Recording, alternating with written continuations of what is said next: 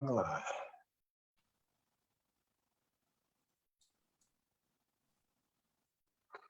Good morning, fellow Toastmasters and all of you potential Toastmasters out there. My name is Ken Richardson. I am the Club Growth Director for District 115, and I will be your co-host today. And with me is distinguished Toastmaster, past District Governor, the lovely Phyllis Tribby. Good morning, Phyllis. How you doing?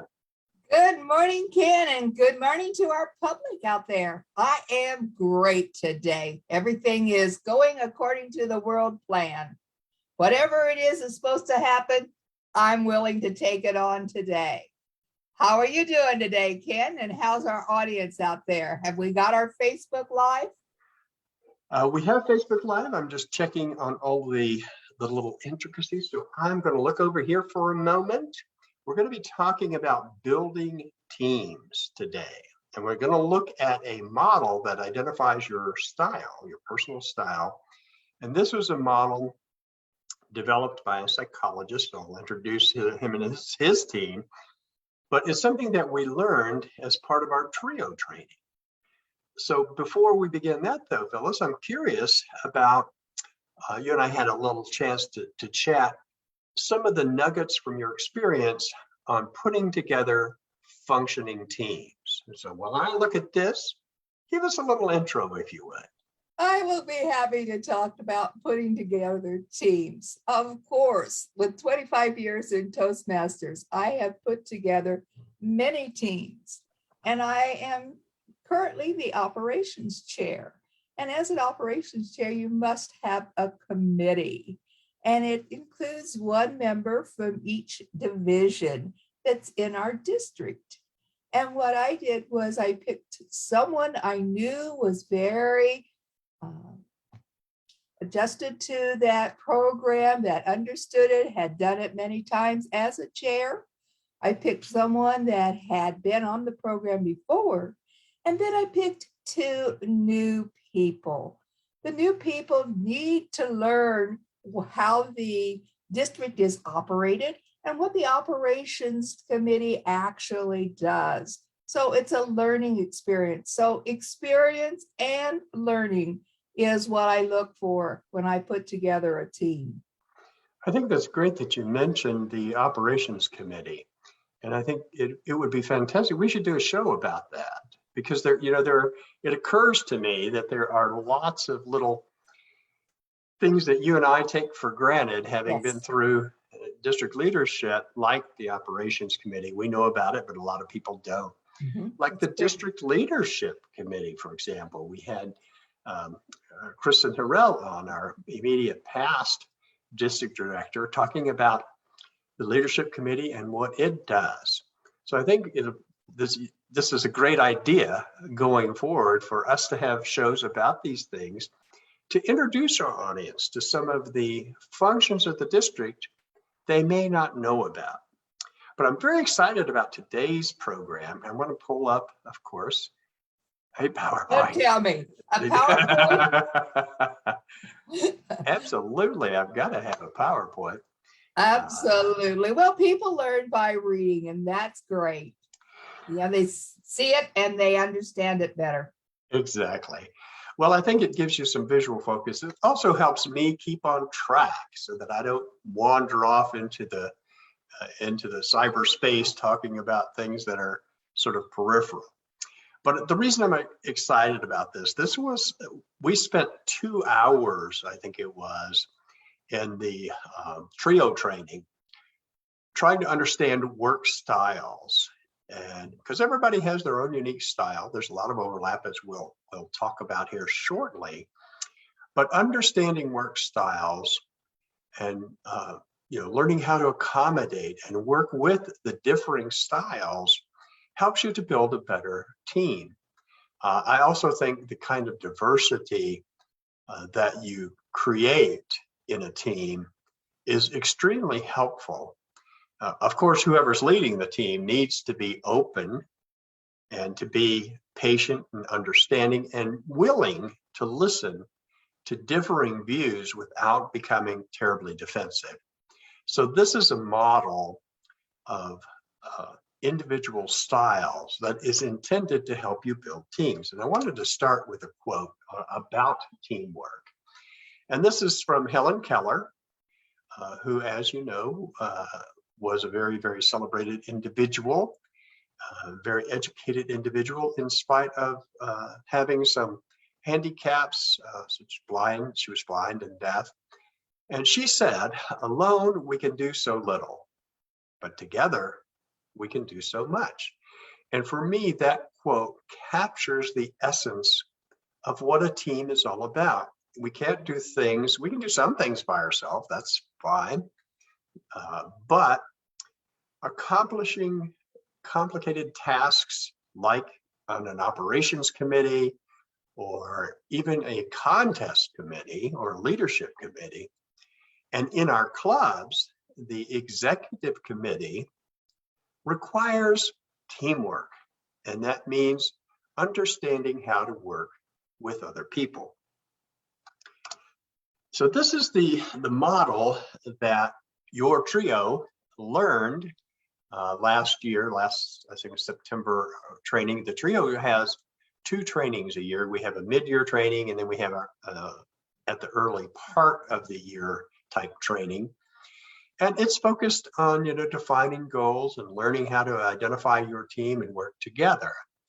And the model that they used was from the book by Dr. David Morrell and Roger Reed, his colleague, and it's called Personal Styles and Effective Performance. Make your style work for you. It was actually published back in 1981. I had not heard of this model before the trio training, but there are a number of different sort of style models, if you will, or psychological models of behavior that are out there. And many of them, require some sort of little test. I don't mean to say little, but some sort of test that you take, like the Myers-Briggs personality inventory or something along those lines, that help you to better understand yourself and your teammates. Have you ever taken any of those tests, Phyllis? Truthfully, I don't believe I have, but I was in district leadership, and I think they probably taught us these things then. But I was just thinking about, I thought I could find maybe a list of the program that's in Pathways. I believe in Pathways, we have to go over our leadership style. You are correct. I can't remember the path specific. There are a couple of them that touch on those leadership styles, and they don't use exactly the same model. But what that says to me is that there are different models that you can look at, and the one that you adopt is not necessarily 100% accurate, but it's one that allows you to deal with the issues at hand. So whether or not this is the right model, I don't know. It happens to be the one that our leaders at Toastmasters International decided they would teach us. And I actually like it. Taking the test, which we'll talk about at a future meeting, we won't have time to get to today, but taking the test is easy. Just answer a series of questions about, given situations, how would you respond? And then that categorizes you, and we'll talk about what that looks like. Here's the social styles that are defined in this particular model. Your personal style is either analytical, which they describe here as someone who needs to be right, prefers to think, and has as their weakness, they're too pushy. The driving style, we'll talk a little bit more about these. These are results-oriented people. They need action. They don't. You'll find them in meetings saying, "Well, let's quit talking and do something." We are very results-oriented, and they're perhaps one of their weaknesses is not as good at listening to others as they might be. The amiable style is someone who needs to feel safe and prefers relationships. The amiable style, in contrast to the driving style, or the analytical style may be a little slow to take action, not wanting to, they want to maintain harmony and not really upset anyone. Then the expressive style prefers spontaneity, and they are a little bit impulsive and may make decisions that aren't well thought out. They're based more on an emotional feel than necessarily the kind of data that the analytic person would be looking at. And the theory goes that if you, now, and again, we'll talk about the fact that there's no, it's not, these styles are not absolute. No one is 100% analytical or driving or amiable or expressive. They're a blend of these different styles. Nevertheless, they do have predominant characteristics. For example, I'll give you my results. When I took the test, my predominant style is analytical. Second is driving. Third was expressive, and then fourth was amiable. So you have a mix. All of us have a mix. What do you think about these general styles? Can you think of people and where they might fit into this model of social styles? I think that, yes, we all have to have a little of each style to deal with the members of our committee. And I would tell you that although I appear to be very laid back and allow others to take charge, I am a driver. I want results, and I want it now, and I want it the quickest and easiest way to get it done. Nice. That's my style. I want it now. So let's get to it. We don't need all of this study. We can do this job. Well, I don't need background. Just let me at it. Let me at it. Let's get this decision moving forward and just charge ahead. I think that's great because a lot of people haven't seen this model before, or not, maybe hadn't thought about classifications of styles, working styles or social styles in this particular type of quadrant system. And they do point out that everyone is a mix of styles. None of us are, you're not going to score, the maximum score is 120. You're not going to get 120 points in analytical because your style is just different. And we'll look, as I mentioned at a future, probably Thursday, we'll look at the questions that categorize you in a style. But everyone is a mixture. They're not absolute. No style is better than another. Each style has value. And I think that's something important to stress. We often judge ourselves, and often too harshly, in how we interact and work with others, or we feel somehow inadequate and not up to par. And it's important to realize that these styles are a tool to help us work better in teams, and that no style is better than another. And each style brings something to the table that's important for the overall health of the team. When you have that kind of mixture and diversity in a team, you're going to make better decisions. You do not want a team, in my opinion, where everybody thinks the same way or is exactly the same style. You want that diversity. So don't get hung up on whether is it better to be in this style or that style. It's better to be yourself, and helping to understand your style and how others classify their style will help you build a better team. All styles, therefore, have strengths and limitations, but they tend to balance each other. And as I said, they help you make better team decisions.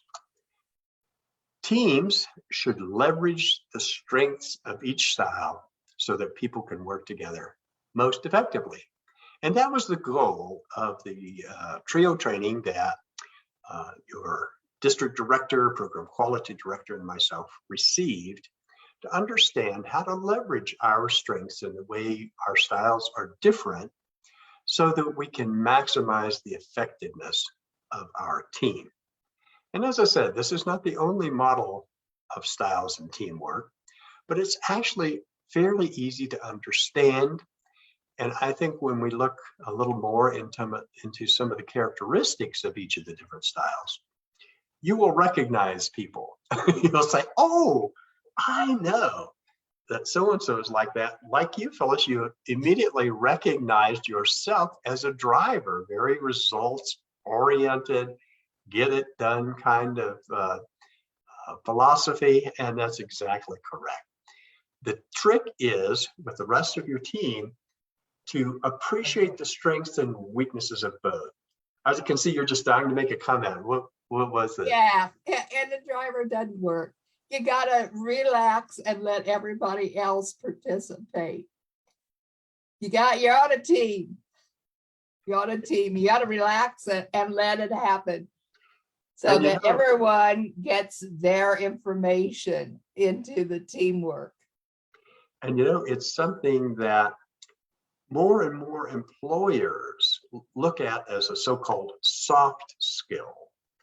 Teamwork, being able to get along, is given a high priority by most employers. I used to teach a class on soft skills for business at the College of Southern Nevada shortly after I retired the first time. And communications and teamwork were heavily emphasized as those types of skills, not technical skills, but communication, teamwork, those kinds of skills, problem solving, that cut across all of the technical areas you might consider and are very, very important. Also, when you take this test, and like I said, we'll take a look at it probably on Thursday, having a higher score in one style simply indicates that's your predominant style, your most comfortable style. But it's not necessarily an indicator of what you will choose in all circumstances. So just to reemphasize, once you know your style, appreciate the fact that it's not an absolute determinant of how you're going to respond or your decision making. And I see from we have Jennifer Smith with us today. Welcome, Jennifer. She says that she is expressive. I think she's taken this test before, and she's an expressive, and all the others are even. When I took the test, it was like analytical, drive, expressive, on down the line to amiable. But that's the important thing. Don't become so caught up in the model that you ignore its message, and that's what I think we're saying here. So let's see if I can get there we go. Let's talk a little bit more about the characteristics of each of these styles. First of all, the analytic style. Analytical individuals are constantly analyzing. They're looking for the pros and cons. They're asking questions. So you can see the value of this type of team member. They may be very good at generating ideas or solving problems, but they may get stuck, and they spend way too much time analyzing every little detail that they're so busy analyzing, they're paralyzed. They can't make a decision at all. And I think you've mentioned before the show started, you have some friends or relatives that fit this style very well. Is that correct? I think we all know people who fit this style very correctly. And it's like you can't get a definite answer out of the people that I know, because they're still busy being sure that they're coming up with the right answer. I used to think that this was because he was an engineering student and he had to say everything correctly. But I've noticed that he's long time past school and he's still debating about whether or not he's saying the right thing. Engineers sometimes get a bad rap. It's sort of like engineers and accountants are, stereotyped into a particular model. Mathematicians also get stuck in that model, and statisticians. But you're right. The analytical style can be overly focused on analyzing things so that you do end up not making a decision. So some of the things we want to talk about, they're focused on problem solving and what they bring to the team. So their value is they're going to ask the difficult questions. They're going to slow the process down a bit. And not that that's necessarily bad, but you want to make sure that you don't bring the process to a screeching halt, but you don't rush to a decision. So they kind of balance that little instinct and that I know you have, Phyllis, to sort of let's get these results going. They are the kind of team member who would say, well, wait a minute, have we thought about X, Y, Z? So what are the unintended consequences from this decision? Or what are the other alternatives that we haven't thoroughly vetted? So that brings a lot of value to the team. They get irritated, and we're going to look at things that irritate each style, and tell me that what if you think this is right on. The analytical problem-solving type of style gets irritated by carelessness, vagueness, sort of a sloppy thinking model that jumps to a conclusion without considering the data or the analysis. Does that sound right for your friends that fit this model? By not following through. That's one of the things that, which would be carelessness. That the fellow members do not follow through on what they were supposed to take care of. And consequently, when the analytical went to do his job, couldn't do it because of something that happened before. So I would say yes, very much so. Carelessness is. Exactly. And this style reacts to pressure and tension by seeking more data. Okay, so we have got to make a decision. Well, I can't just yet. I don't have enough data to make that decision. But we are approaching our deadline. Well, I'm just not ready. I can't make it until I have more information and more data. So I think it's important to have an analytical person in your team, but to balance their tendencies with each of the other styles that we're going to talk about. Any final thoughts on this? We're going to move on to what a driver is. I think this describes Phyllis, but I think we have covered it. Very good. Okay. We move on to the driver style.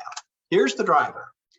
Drivers are strong personalities, and they're motivated, forceful to reach their goals. They often take the lead and are quick to action. They may come across as dominant and brash. What do you think, Phyllis? I think that's very true. Very true.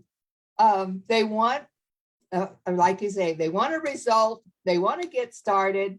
They don't care about the past. Sometimes they're not really interested in what's happening. They just know that this is where they need to go. Let's get there. Let's get started. Let's get moving. Let's make a decision. Exactly. Yeah, nothing is talking. We know the problem. How are we going to set? Let's go. So the driver style is focused on results.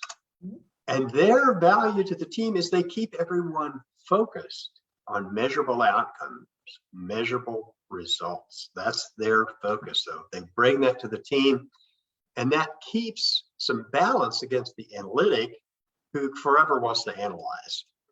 They are irritated by inefficiency and indecision. They're much more likely to say, darn it, we've got to make a decision and we need to make it. Let's get it done. They react to pressure by taking charge. It's like, okay, enough is enough. Let's move. Does this sound right on to you? We'll do it my way if you can't decide on something. I like that. You've captured that perfectly. Let's do it my way, darn it. We're going to get something done. Yeah. We can't dawdle, is that the right word? Forever. So you think this is right on for the I think so. driver Yeah. style. Very good. Okay, well, let's move on. The expressive style. Expressive people are sociable, talkative, excuse me, and comfortable with others. They're great at communicating and enthusiastic, but they're not always great at the actual delivery of tasks. So these are the folks that you may have to prod along a little bit in a different way from the folks who are analytical. The analytical person is caught up in analyzing data. The expressive person is just talkative and social and not always focused on seeing the results. Do you know people that might fit into this style? I have a dear friend that fits into this style. He can inspire people to do great things, but he's so good at socializing, talking, and inspiring that the tasks don't get done. We have actually, he can't seem to finish. I mean, he's good at inspiring, but sometimes the task, well, he had to do this, and such didn't get done, but he's going to work on it. And that's, but he sure can inspire people, make it happen. Well, we do have a comment from Vinod, who's joined us online. Okay. And he says that he uses the analytic style, and he finds the different styles interesting. So we want to thank him for joining us. Please join us again sometime. Let's look now at some of the characteristics of the expressive style, who they're interested in social interaction. Their value is motivating and inspiring others, just as you described, Phyllis. That sounded like, that was a perfect description to try a new approach. They're irritated by rules and routine. They don't like that. They're very spontaneous and interactive. So rules and routine are sort of the antithesis of their style. They react to pressure and tension by selling their ideas, or sometimes becoming argumentative about their position on things. So we've talked about the three styles, and we can see easily, I think, when we look at the values of the team, how they balance one another. And each style brings something different to the team. And when you have that wonderful blend, you make better decisions because you're considering broader perspectives. The last style is the amiable style. These are folks who are very calm and relaxed, very hard to get excited. They're just kind of chill, is the word. They generally go out of their way not to upset others. Their goal is maintain harmony. They want to keep things on the status quo, they don't want arguments. Sometimes, however, this focus on harmony and team harmony can lead others to think they're indifferent, or can, again, cause procrastination in making a team decision. So maintaining harmony is their focus. Considering others and thinking of the impact on people is what they bring to the team. Have you thought about how this could impact our other team members or some of our club members? They're irritated by insensitivity and impatience. Chill out, don't rush. And they react to pressure. They get silent or withdrawn or introspective. What do you think, Phyllis? Does that adequately describe some of your team members that you've worked with over the years? Absolutely. And I see a lot of myself in that. If things aren't going well and I can't take charge, then I may just come back into myself and appear like to say that I'm not concerned or that I don't care. But Yeah, this probably is my second choice, but we'll see how our testing goes. I Yes, think we'll get to that on Thursday. yes, we're going to get to that, and I'm going to make sure that you get the test before then so we can discuss and see how this all fits together. Because I No already cheating. know what my scores are, but I'm going to send this to you so you can run the test. So in summary, for this portion of our discussion, everyone has a personal style. It's described primarily as a mix. There may be a predominant style, but everyone is a mixture of the analytical, the driven, the expressive, and amiable. It's a matter of degree, not of kind. Teams thrive when the different styles are considered and accommodated and brought into the discussion. Rather than shutting down a decision-making process, understanding the styles and what makes them tick can help you get a broader discussion of options and lead to a better decision. And finally, when you're building a team, you want a strong team. And this is very important at the club level. Your team, your leadership team, that's your officers. You know, your president, your VPE, your VPM, PPPR, and all of the officers of the club, the 7 officers. And it's important that that team be strong in its decision-making process and how they lead the club, because that will determine the success of the club. So you need patience, you need good communications, which is the hallmark of a Toastmaster, in understanding these styles. Well, I'm going to stop there. Any final thoughts on this discussion, Phyllis? Well, as a team leader, I think you have to know these styles, or at least know the people that you're with, and be able to understand that not everybody operates in the same manner. And it's just like when I sent requests out to be team members, it's who come back with their answers the quickest. And then, did you have to go back a second time? Well, we're going to have to find a different communication for that particular team member, or a date as to when there has to be an answer.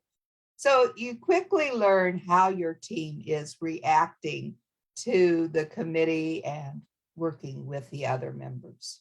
Well, I'm very glad you pointed that out, because we've just talked about a few of the traits that typically go with these styles that we've discussed today. But there are others in terms of how you prefer communication. Do you prefer text messages, emails? How do you prefer meetings? Do you want them in person? Do you want them online? A whole host of issues that we don't always sit down and enumerate, but we do, as part of a leadership journey, tend to think about.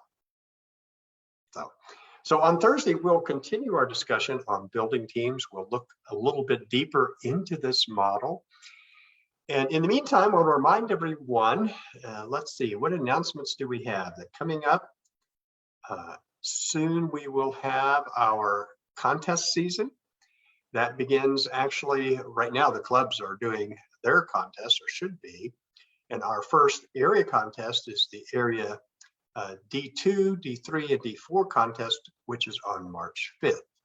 There's a complete schedule that will be available soon on the website, or if you check the latest edition of the newsletter, you'll find all the dates in there, but it doesn't yet have the venues and times. So that's being put together by our most excellent public relations manager, Jennifer Smith, and we'll have that soon to share with everyone.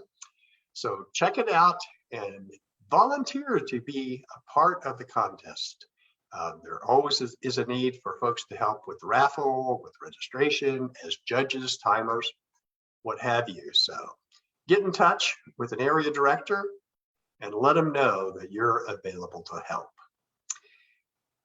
So coming up then at the end of May, that will be the May 14th, will be the culmination contest at our convention. And I'm so excited because we're going to be getting back in person for the first time in a long time. And more information will be coming out, but just block out May 14th. It's a Saturday for our annual District 115 convention.